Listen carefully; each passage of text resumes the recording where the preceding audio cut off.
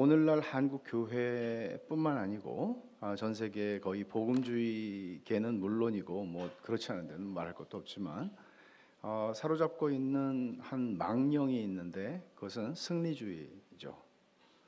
승리주의의 망령이 한국 교회마다 승리주의에 사로잡혀 있는 사람들을 우리는 만나게 되고, 또 목사들도 마찬가지입니다. 목사들도 이런 승리주의에 사로잡혀 있는 그렇게 목회를 하는 사람들이 적지가 않습니다. 그러나 우리가 복음서를 볼 뿐만 아니라 신약 성경 그리고 구약 성경도 마찬가지입니다. 승리주의라고 하는 것이 설 수 있는 자리는 없습니다. 예를 들어서 정확하지는 않습니다만은 한 10여 년 전에 왕의 제정이라고 하는 책이 나왔는데, 아마 이 책은 기독교 출판 역사에 성경 다음으로 많이 찍히고 많이 팔린 책이 아닐까 싶습니다. 그 해에 저도 책을 썼거든요. 우리가 하나님을 오해했다라고 하는 제 책도 여전히 잘 찍히고 있고 또 13쇄를 또 찍었는데 비교가 안 되죠. 비교가 안 되죠. 그럼 여러분, 왕의 제정이라고 하는 책을 읽으신 분들도 계실 것이고 또 뭐 강의를 들으신 분들도 계실지는 모르겠어요. 여기는 별로 그런 분 안 계실 것 같은데 거룩한 부자가 되는 것에 대해서 얘기를 합니다. 거룩한 부자가 된다면 얼마나 좋을까요? 물론 왕의 제정을 말하기 전에 그 전에 청부론을 얘기하신 목사님도 계셨습니다. 깨끗한 부자에 대해서 얘기했습니다. 그리고 미국의 유학생들 집회인 코스타에서는 그 목사님께서 고지론이라고 하는 것을 또 말씀하셔서 굉장히 회자되기도 했었죠.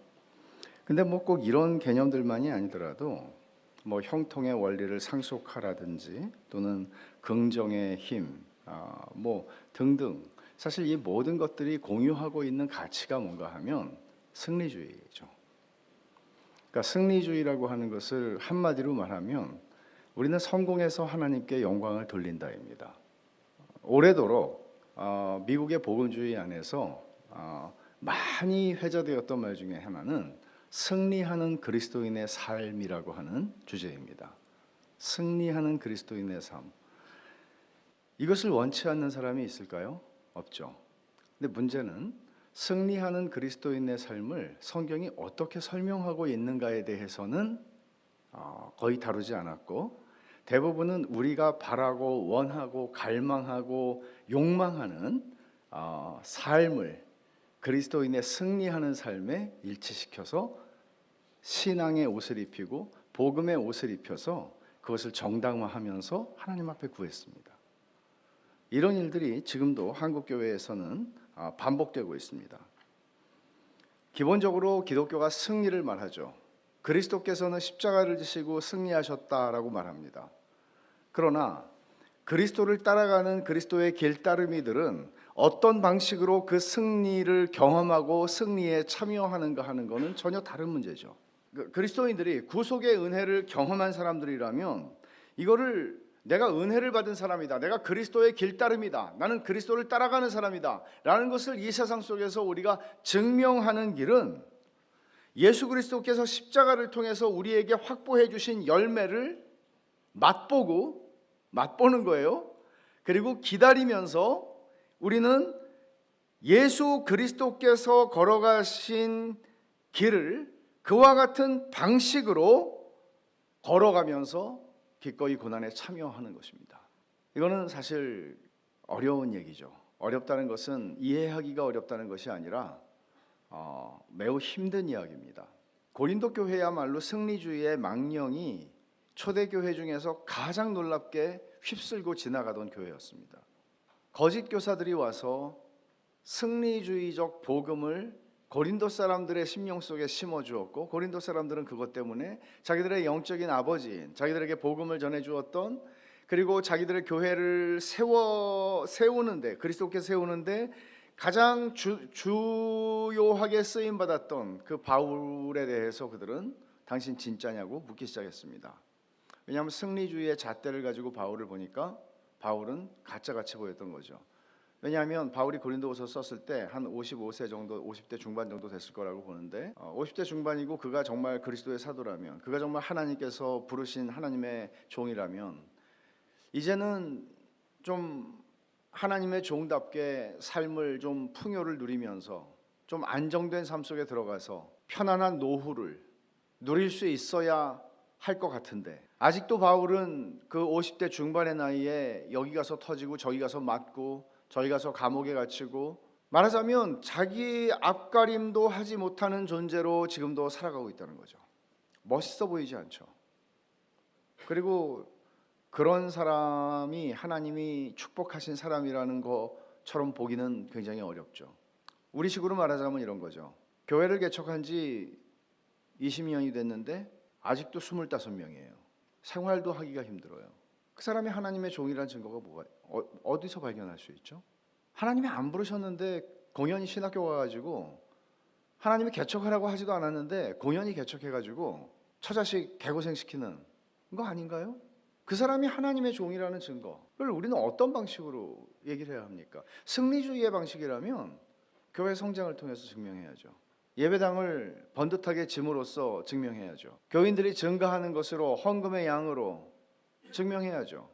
고린도 사람들은 바울의 모습을 보면서 가짜 같다고 느꼈습니다. 그래서 고린도 사람들이 바울에게 당신도 추천서가 있으면 한번 갖고 와보라고, 당신은 12제자에 속하지 않은 사람이 아니냐고, 당신도 베드로가 써준 추천서가 혹시 있는지, 요한이 써준 추천서가 있는지 그걸 한번 갖고 와보라고, 우리가 사실 당신 이력서를 본 적이 없다고 그렇게 얘기하기 시작한 겁니다. 그렇게 해서 고린도전서와 고린도후서가 쓰여집니다.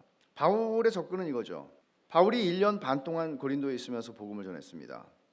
바울이 고린도에 1년 반 동안 있으면서 복음을 전할 때 그는 1년 반이라는 시간은 짧은 시간이 아니죠. 적어도 바울이 1차, 2차, 3차 전도 여행을 하는데 약 10년 정도가 걸렸는데 그 중에서 가장 많은 시간을 보낸 곳이 어디예요? 에베소였어요. 아마 2년에서 3년 정도 있었던 것 같아요. 그 다음으로 많은 시간을 보냈던 곳이 고린도였습니다. 고린도도 원래 시간 보내고 싶지 않았던 것 같아요, 바울이.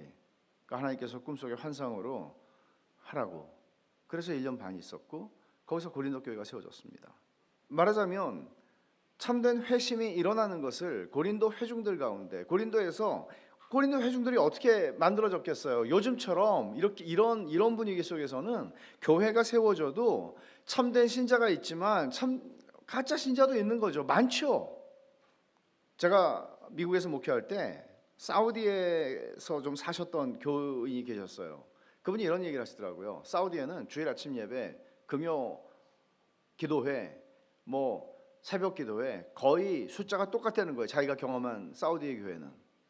웬만한 사람들이 사업을 하면서 거기서 사업을 날려먹을 일이 있습니까? 그러니까 예배를 드릴 때 다 태권도복으로 갈아입고 두 사람은 망보고 그러고 예배를 드렸대요. 그 사람들은 자기의 사업 날려먹을 작정을 하고 예배를 드리고 하나님 앞에 엎드리고 그렇게 했다는 거예요. 그러면 초대교회 한 300년, 400년의 역사를 보세요. 요즘에 초기 교회에 대한 책들이 많이 나오잖아요. 기가 막히죠. 그들은 선교에 대해서 강조를 안 했어요. 첫째, 우리가 지금 얘기하는 것처럼 선교에 대해서 말하지 않았어요. 그리고 기독교는 예수를 믿으면 그들은 많은 불이익을 감수해야만 했어요. 그런데 놀라울 정도로 기독교는 성장했단 말이에요.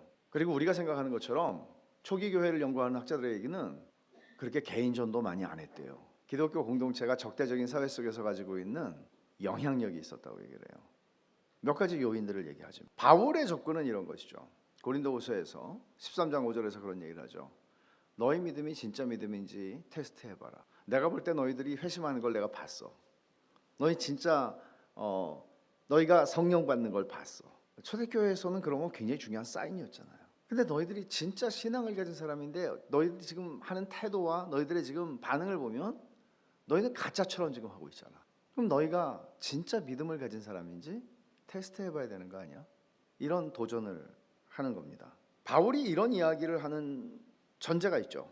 회심이라고 하는 것은 근본적으로 우리가 예수 그리스도를, 부활하신 예수 그리스도를 만나기 전에 가지고 있었던 가치들, 그것들을 예수 그리스도를 만난 후에도 계속해서 그 가치를 추구하면서 살아갈 수 없다는 것이죠. 완전히 바뀌는 것이죠. 새로운 가치로. 말하자면 우리는 성공하기 위해 살고 승리하기 위해 살고 뭔가를 뭔가를 이루기 위해서 살고 자기를 실현하기 위해서 살고 그런 목적을 가지고 살다가 예수 그리스도에게 붙잡히면 더 이상 그것이 자신의 삶의 여전한 목적이고 가치일 수는 없다는 것이죠. 절대로 그럴 수 없죠. 근데 너네들은 지금 승리주의가 말하고 있는 그 가치를 따라서 그 기준을 따라서 지금 나를 판단하고 있고 나에게 지금 그렇게 도전하고 있는 거 아니냐고 바울은 물어봅니다.